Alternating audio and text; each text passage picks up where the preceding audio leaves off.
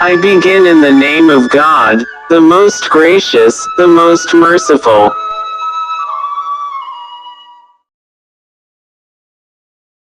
नाई ने कहा कि मेरे पांचवें भाई का नाम अलंसचा था। वह बड़ा आलसी और निकम्मा था। वह रोज किसी न किसी मित्र के पास जाकर बेशर्मी से कुछ भीख मांग लेता और खा पी कर पड़ा रहता। मेरा बाप कुछ समय बाद बूढ़ा होकर मर गया। उसने 3150 रुपए छोड़े। इन रुपयों को हम सातों भाइयों ने बराबर बराबर बांट लिया। अलंसचा ने भी अपना भाग पाया और उससे कुछ व्यापार करने की सोची। उसने 450 रुपए के शीशे के बर्तन खरीदे और उन्हें टोकरी में रखकर बाजार में सड़क के किनारे बैठ गया। वहीं एक दर्जी की दुकान थी। एक दिन में दर्जी से उसकी दोस्ती हो गई। अलंसचा वाचाल और मूर्ख तो था ही, हवाई किले भी बनाता रहता था। एक दिन वह दर्जी से कहने लगा, मैं 450 के बर्तनों को 900 में बेचूंगा और फिर उससे और बर्तन लूंगा जिन्हें 1800 में बेचूंगा। इसी तरह व्यापार करते करते मेरे पास 30,000 रुपए हो जाएंगे। फिर मैं बहुमूल्य व्यापार सामग्री माणिक, मोती आदि खरीदूंगा और उनसे काफी मुनाफा कमाऊंगा। जब मेरे पास काफी रुपया हो जाएगा तो मैं एक विशाल भवन खरीद कर दास दासियां भी मोल लूंगा और रईसों की तरह रहूंगा और मेरी प्रसिद्धि सारे नगर में हो जाएगी। मेरे यहाँ बड़े बड़े गवैये और कलावंत आएंगे और मेरे यहाँ रात दिन रास रंग होंगे। मेरा व्यापार भी जारी रहेगा। जब बढ़ते बढ़ते मेरा धन 5 लाख तक पहुंच जाएगा तो मैं यहाँ के मंत्री के पास संदेश भेजूंगा कि अपनी बेटी का विवाह मुझसे कर दे। उसने स्वीकार किया तो ठीक, वरना मैं उसकी बेटी को जबरदस्ती उठा लाऊंगा। फिर जब मंत्री की पुत्री से मेरा विवाह हो जाएगा तो मैं 10 गुलाम खरीदूंगा और शहजादों जैसे बढ़िया कपड़े पहनूंगा और रत्नजटित जीन लगाम वाले असील घोड़े पर चढ़कर शान से मंत्री के घर जाऊंगा। जब मैं उसके महल में पहुंचूंगा तो सभी छोटे बड़े लोग भय और आदरपूर्वक मुझे देखेंगे और मेरा पूर्ण सत्कार करते हुए मुझे अंदर ले जाएंगे। जब मैं ऊपर जाना चाहूंगा तो मेरे नौकर और गुलाम और नौकरों के जमादार अदब से जीने में दोनों ओर खड़े होंगे। वजीर अपना दामाद समझकर मुझे अपने आसन पर बैठने की जगह देगा और स्वयं मेरे सामने बैठेगा। मैं अपने सेवकों से हजार हजार अशफियों के 2 तोड़े लाने को कहूंगा। मैं एक तोड़ा वजीर को दूंगा कि यह तुम्हारी बेटी का महर है और दूसरा अपनी इच्छा से तुम्हें देता हूँ। मेरी उदारता की चर्चा चारों ओर होने लगेगी। फिर मैं वैसे ही ठाट बाट से अपने घर आऊंगा। जब मेरी पत्नी सुनेगी कि मैं उसके पिता से मिलने गया था और उसे भेंट दी थी तो वह मेरा एहसान मानेगी और एक उच्च कर्मचारी द्वारा कृतज्ञता का प्रकाशन करेगी। मैं उस कर्मचारी को बढ़िया इनाम दूंगा। कभी कभी मैं अपनी पत्नी पर कृपा करके उसका संग करने के लिए उसके महल में जाऊंगा और वहां भी ऐसी गंभीरता से जाऊंगा कि दाएं बाएं किसी और निगाह न डालूंगा। मेरी पत्नी, जिसका मुख पूर्णमासी के चंद्रमा की तरह होगा, बड़ी सज धज के साथ 16 श्रृंगार करके मेरे सामने आएगी तो मैं गर्व के मारे उसकी ओर आंख भी नहीं उठाऊंगा। फिर उसकी प्रधान सेविकाएं और सखी सहेलियां मेरे सामने आकर विनय करेगी कि मालिक, आपकी पत्नी, जो आपकी दासी के समान है, आपकी आज्ञा की प्रतीक्षा में है और आपके सामने खड़ी है। कृपा करके उसे अपने आगे बैठ जाने को कहें। मैं फिर भी उन्हें कोई उत्तर नहीं दूंगा। उन्हें इस बात का बड़ा आश्चर्य होगा कि मैं उनकी ओर और अपनी पत्नी की ओर देखता क्यों नहीं हूँ। वे लोग बड़ी देर तक मेरे सामने खड़ी होकर मुझसे अपनी पत्नी पर ध्यान देने के लिए अनुनय करती रहेंगी। फिर मैं एक कृपापूर्ण दृष्टि अपनी पत्नी पर डालूंगा लेकिन फिर निगाह फेर लूंगा। मेरे इस रवैये से मेरी पत्नी की सेविकाएं और साथिनें समझेंगी कि मैं वैसे किसी बात पर नाराज नहीं हूँ, किंतु पत्नी का जो साज श्रृंगार किया गया है वह मेरे मन का नहीं है, इसलिए वे उसे दूसरे कक्ष में ले जाएंगी ताकि उसका नए सिरे से साज श्रृंगार करें। इतने समय में मैं भी उठकर नए कपड़े पहन लूंगा। शयन कक्ष में जाने पर भी मैं अपनी पत्नी से पूर्ण उपेक्षा का बर्ताव करूंगा। मैं उसकी ओर एक दृष्टि भी नहीं डालूंगा और उससे एक बात भी नहीं करूंगा। मैं पलंग पर उसकी ओर पीठ करके सो रहूंगा। मेरी पत्नी रात भर इस उपेक्षा से दुखी होकर आंसू बहाती रहेगी और सवेरा होने पर अपनी माता यानी मंत्री की पत्नी से रो रो कर कहेगी कि मेरे पति ने रात में मेरे साथ गर्व और उपेक्षा का बर्ताव किया। उसकी माँ उसे दिलासा देगी, फिर मेरे महल में आकर सम्मान पूर्वक मेरा हाथ चूमेगी और कहेगी कि जमाई राजा, मेरी बेटी पर इतना अत्याचार न करो कि उसकी ओर देखना ही छोड़ दो। उसका अगर कोई कसूर है तो बताओ, मैं उसे दंड दूंगी। वैसे ये तो कहने की जरूरत नहीं कि वह तुम्हारी दासी है और तब मन से तुम्हारी सेवा करना उसका कर्तव्य है। तुम उस पर एक बार तो कृपा दृष्टि करो। उसके इस अनुनय विनय का मुझ पर कोई असर नहीं होगा। फिर मेरी सास मेरे पास आकर मेरा पांव चूमेगी। मैं इस पर भी टस से मस नहीं हूँगा। फिर मेरी सास शराब का एक प्याला भर कर मेरी पत्नी को देगी कि अपने पति को पिला दो, शायद इससे वह तुमसे प्रसन्न हो जाए। मेरी पत्नी मेरे सामने आकर प्याला लिए बहुत देर तक भयभीत सी खड़ी रहेगी। फिर वह कहेगी कि आपको उसी भगवान की सौगंध है जिसने आपको इतना ऊंचा बनाया है कि इस दासी के हाथ से मद्यपात्र लेकर पिए। मैं उसकी इस बात को बदतमीजी समझूंगा और उसके मुंह पर एक तमाचा लगाऊंगा और उठकर उसके इतने जोर से लात मारूंगा कि वह दालान से नीचे गिर पड़ेगी। मेरा भाई अपनी कल्पना में इतना खो गया कि उसे अपनी स्थिति का भी ध्यान नहीं रहा। उसने उठकर उसी टोकरे पर, जिसमें उसके शीशे के बर्तन रखे हुए थे, जोर की लात जमाई। टोकरा सड़क पर जा गिरा और उसमें के सारे बर्तन टूट फूट कर बिखर गए। दर्जी, जो उसकी बकवास को मजे लेकर सुन रहा था, हंसते हंसते लोटपोट हो गया। उसने मेरे भाई से कहा, मूर्ख अभागे, तुझे मालूम है कि तेरी यह हानि क्यों हुई है? तूने इतनी सम्मानित और सुंदर स्त्री का जो अपमान किया, यह उसी का फल है। अगर मैं तेरे श्वसुर यानी मंत्री की जगह होता तो ऐसी बदतमीजी पर तेरे 100 कोड़े लगवाता और गधे पर बिठाकर सारे शहर में घुमाता कि लोग तुझे दंडित अपराधी के रूप में जान जाएं। मेरे भाई को भी अपने माल की बर्बादी देखकर बड़ा दुख हुआ और वह रोने चिल्लाने लगा। बहुत से लोग उस समय जुमे की नमाज के लिए मस्जिद की ओर आ रहे थे। उसका रोना पीटना सुनकर वहां भीड़ इकट्ठी हो गई। लोग पूछने लगे कि क्या बात है। जब दर्जी ने उन लोगों को पूरा हाल बताया तो वे सब भी हंसने लगे और मेरे भाई का मजाक उड़ाने लगे। संयोग से उसी समय एक अमीर घराने की स्त्री पर्दे वाली सवारी पर बैठी कहीं जा रही थी और उस स्थान से गुजर रही थी। उसने सवारी रुकवा कर भीड़ के लोगों से पूछा कि क्या बात है, कौन रो रहा है और उस पर क्या विपत्ति पड़ी है।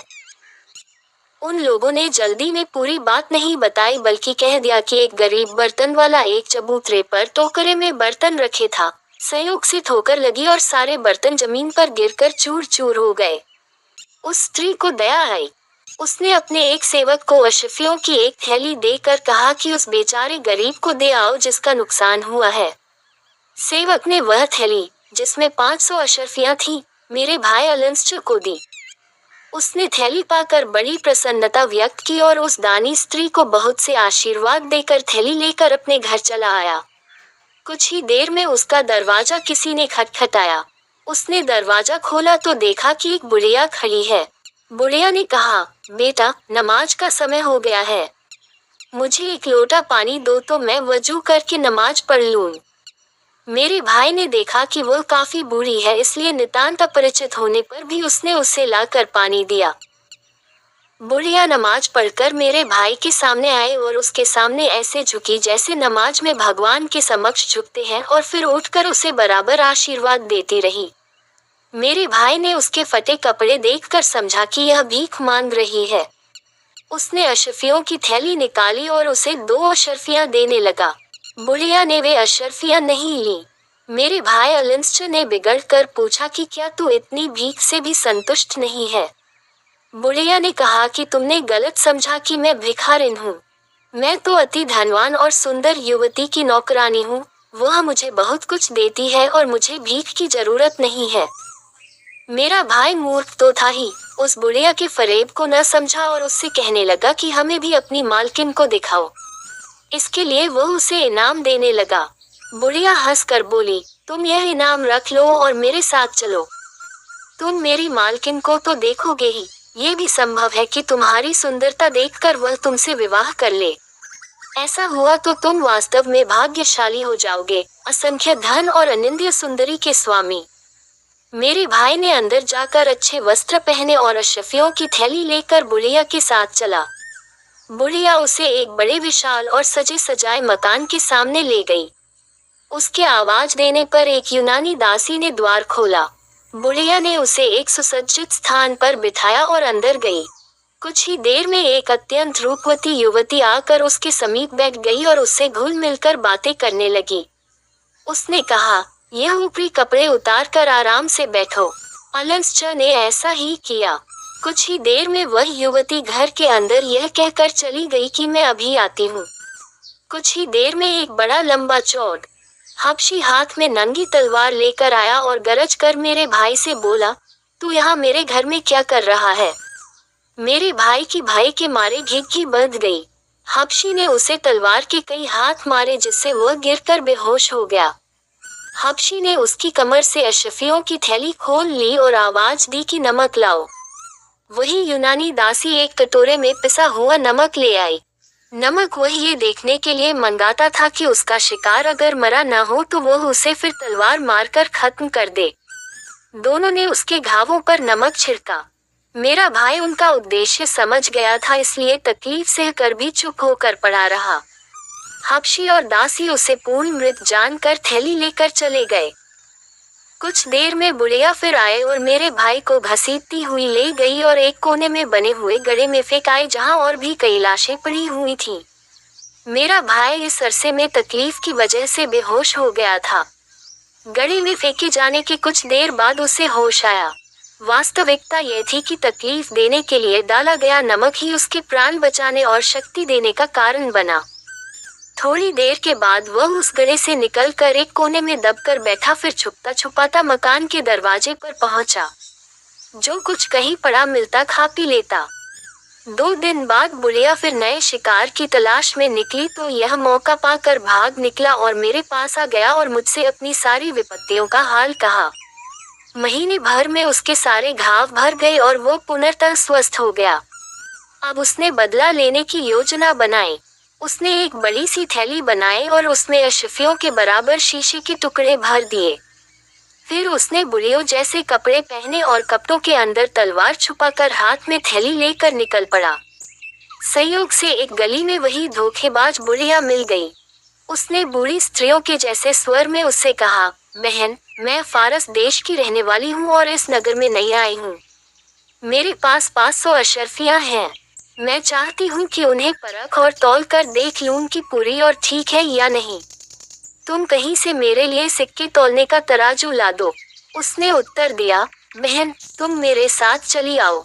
मुझसे अधिक विश्वसनीय व्यक्ति इस नगर में कोई नहीं है। मेरा पुत्र सर्राफे का काम करता है।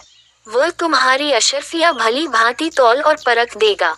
लेकिन जल्दी करो, ऐसा न हो कि वह घर से अपनी दुकान को चला जाए।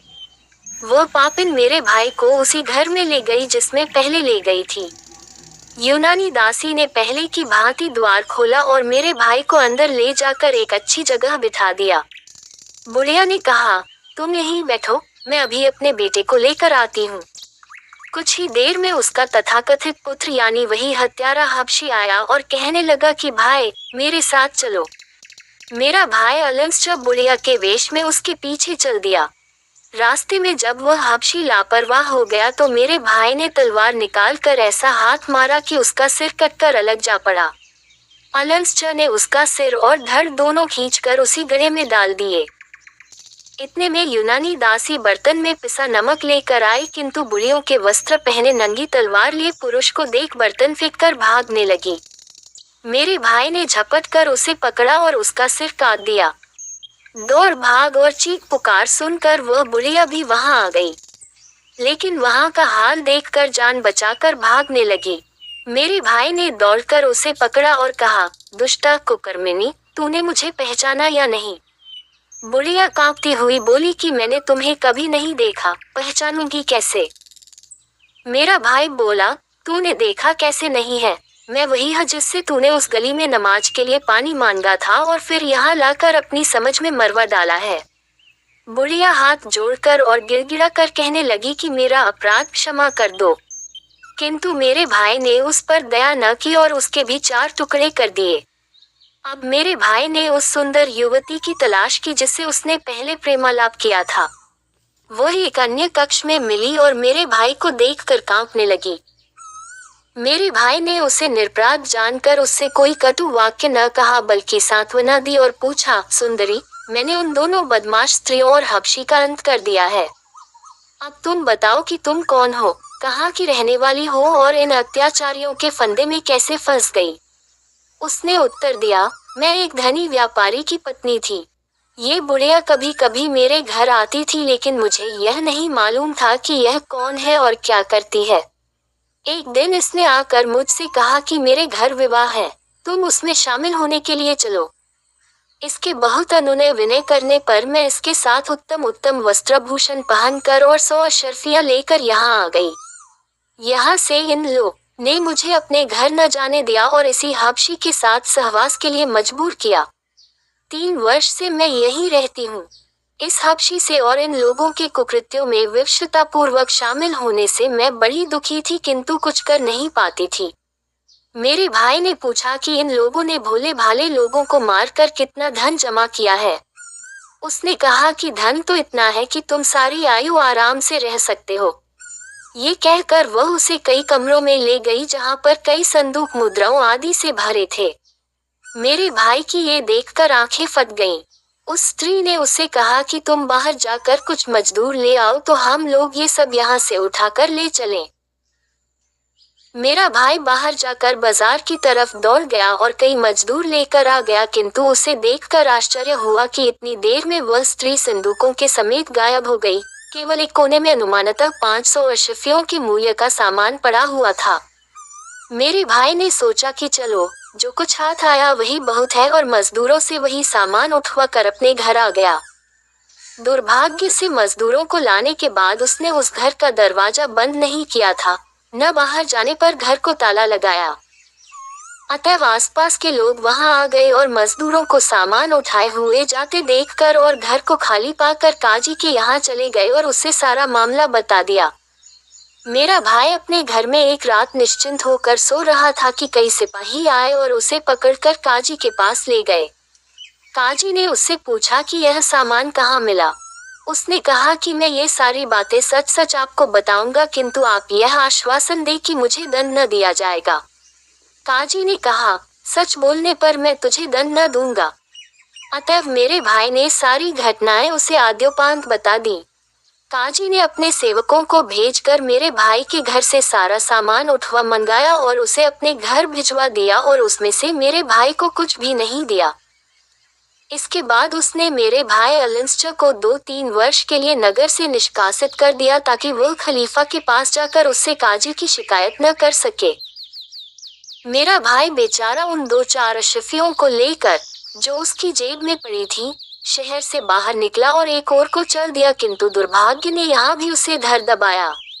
2-3 दिन बाद उसे डाकुओं ने घेर लिया। वे उसका सारा धन, यहाँ तक कि पहनने के कपड़े भी, लूट कर ले गए। मुझे मालूम हुआ तो मैं कुछ कपड़े और रुपए लेकर अपने भाई की खोज में निकला और कुछ दिनों बाद उसे खोज निकाला। उसे वस्त्र और रुपए देकर मैं उसे छुपा कर नगर में ले आया और अपने घर में लाकर रखा। इसके बाद मैं बराबर उसका भरण पोषण करता रहा था। Subscribe and share and like and comment, but now as you like.